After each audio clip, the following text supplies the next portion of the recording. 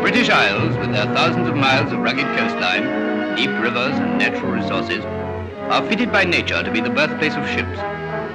Around Britain, ships, big and small, for service in the four corners of the earth. And yet of these thousands of ships which leave British shipyards, no two, not even sister ships, are alike. Each has as distinct a personality as a human being. But if you come into a typical British shipyard, when they're laying the keel of a new ship, you will look in vain for this personality in the din and clatter of the yard. Your first impression will be to wonder how dead steel can ever go to sea, and how the number of a job can ever become the name of a living ship. There is little in the confused tangle of steel that can be recognized as part of a ship at all. This giant casting, for instance, hardly looks as if it will one day become merged in the graceful stern of a ship, giving the steering and propelling gear invisible strength.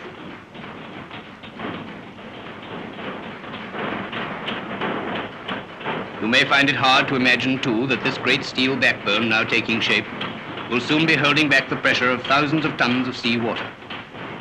But in the minds of the men who are building her, ship number 242 has already begun to take shape. Every plate and girder that comes into the yard has its own place not only in some part of that ship, but in the minds of the men who build her. From the crane driver, who has worked her for 20 years, to David, the new boy, with his lump of chalk, waiting to make his mark in the world.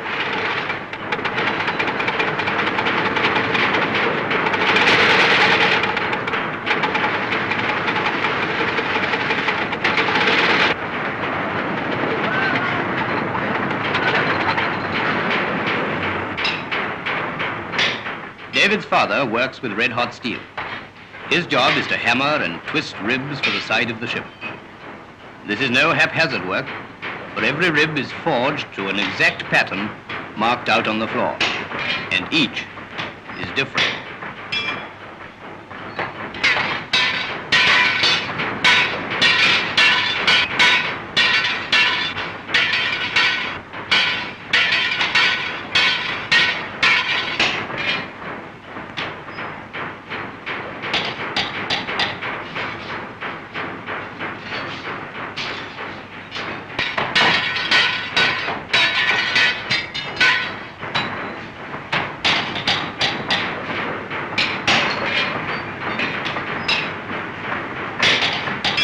Hard work and it's hot work.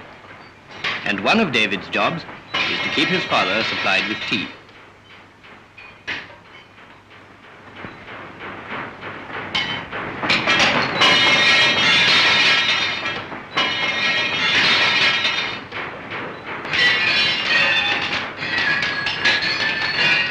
Cranes carry the finished ribs away to great machines which chew holes in half-inch steel as if it were cardboard. And if the hole is only the slightest bit out, you can throw the rib away.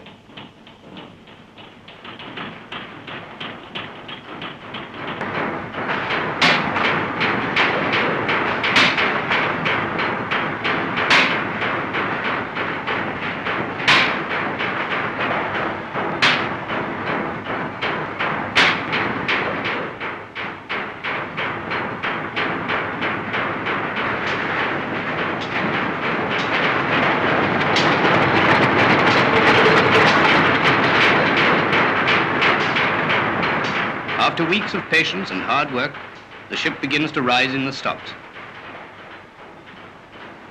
As the last ribs are fitted into position, we can see the outlines of a ship.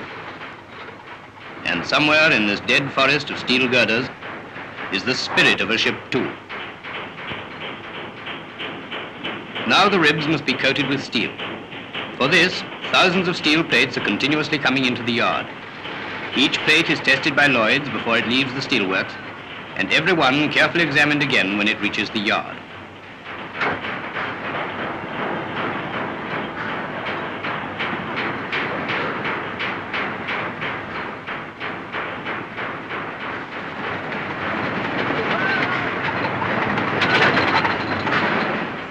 To us, perhaps, one plate seems the same as another, but the men know exactly where each plate belongs, including this one.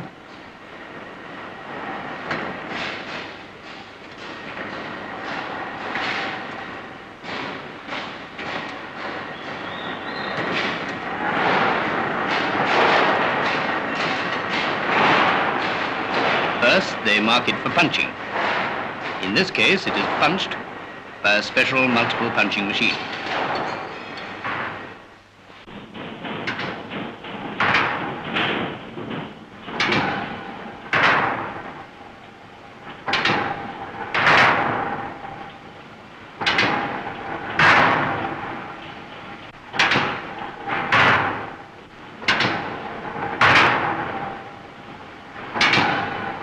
After it has been well and truly punched, the plate is next cut to its own particular shape on a shearing machine.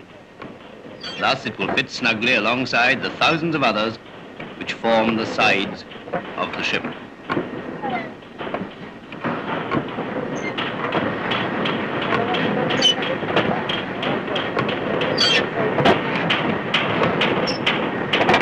David has other things to do besides expressing himself in chalk. He is learning his trade, at first helping to keep the yard tidy, picking up scrap as it falls from the machine. David has a great friend called Jock.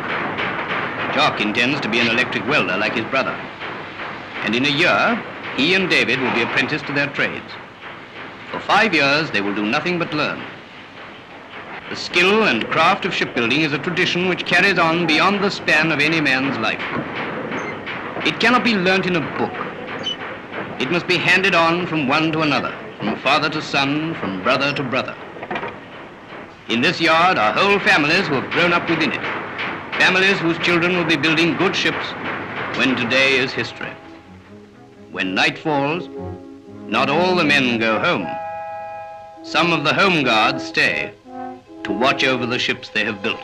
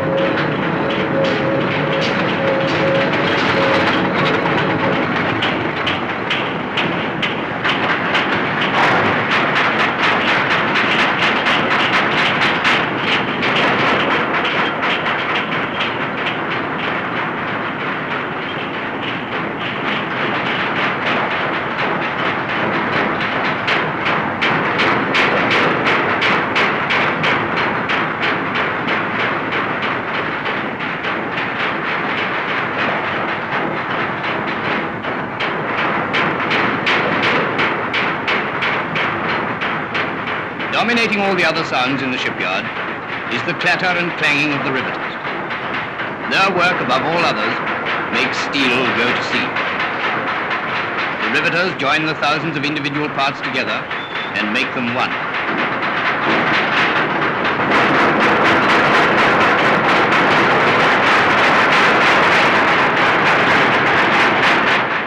500,000 rivets will go into this ship, and one faulty rivet, only one, may cause a ship to spring a leak.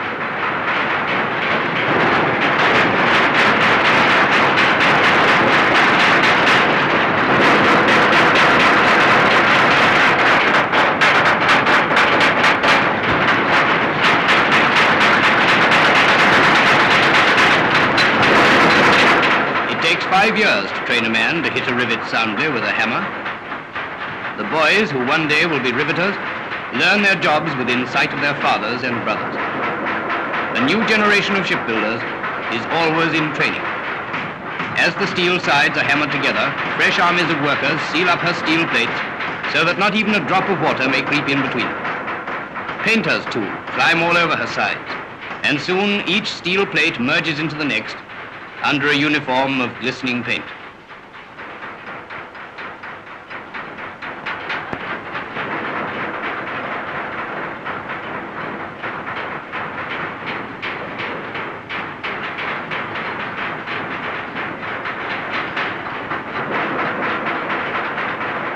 At the same time, runways are greased with tallow so that at the launching, number 242 will slip easily into the water.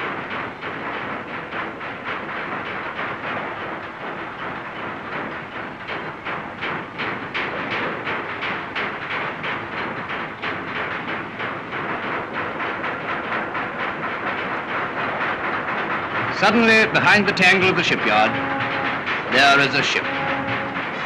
And now a new army takes possession. Carpenters, plumbers, electricians, and a dozen others. And each man gives something of himself to the character of the ship.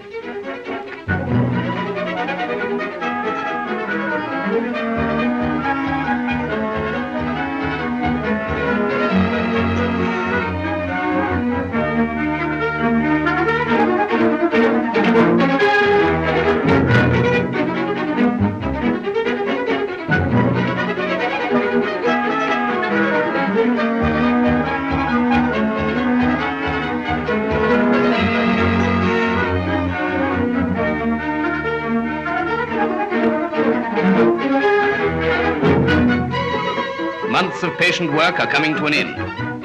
The men of the shipyard have worked their miracle in steel. Steel is ready to go to sea. Job number 242 will float on her first tide in a few hours. Little remains to be done. One by one, the props which have supported the ship on land have been knocked away. Stout ropes are prepared to replace these props and hold the ship in position. As the props go, the whole weight of this great ship will depend only on this bundle of ropes. And now, it is nearly full tide.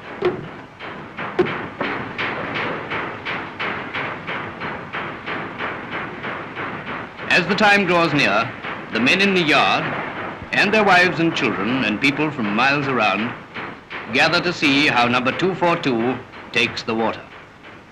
For a little while, the noises of the yard are stilled.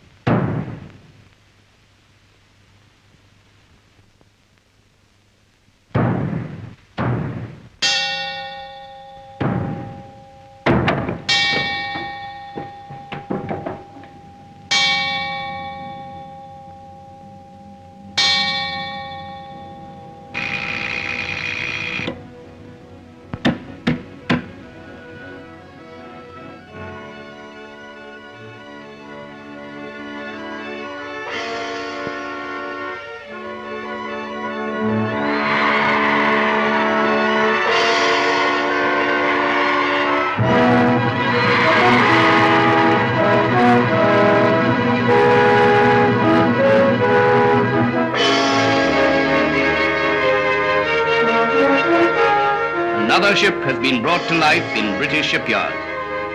She is an individual with a character of her own. But she is also one of the great and ever-growing family, the family of British-built ships. Like the rest of her kindred, she will serve her owners well and do her job wherever she sails. And after her, in a ceaseless flow, come ships and yet more ships for the British Merchant Navy. Back in the yards, another keel is being laid.